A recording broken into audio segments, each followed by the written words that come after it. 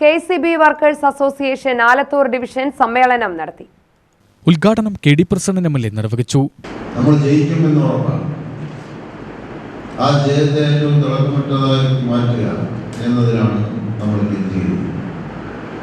വെറുതെ ഒരു മാറ്റം, അങ്ങനെ ചില മുദ്രാവാക്യങ്ങൾ പുതിയതായി പറഞ്ഞു. എന്തായാലും 2 ടേമായി, അതുകൊണ്ട് ഇനിയൊരു തുടർഭരണം ആവശ്യമുണ്ട്. മറ്റൊരു വന്നുകൊള്ളട്ടെ.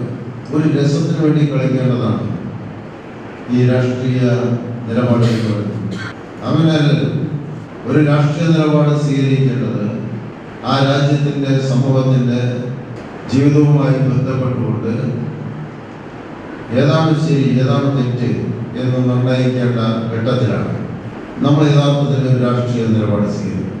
ആ രാഷ്ട്രീയ ബോധത്തിലേക്ക് കേരളത്തിലെ മനുഷ്യരെ നമുക്ക് എത്തിക്കണം.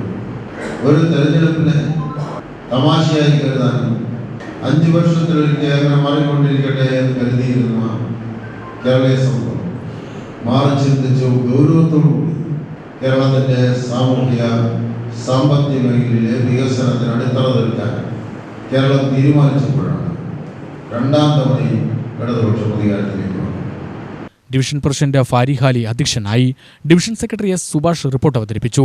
Division treasurer K. ഗിരിജ, സംസ്ഥാന ജോയിന്റ് സെക്രട്ടറി MM സിദ്ദിഖ്, സംസ്ഥാന വൈസ് പ്രസിഡന്റ് C. ഉണ്ണികൃഷ്ണൻ, സംസ്ഥാന ജോയിന്റ് സെക്രട്ടറിമാരായ V. Murugan, L. Pramod Kumar, C. Radhakrishnan എന്നിവർ സംസാരിച്ചു.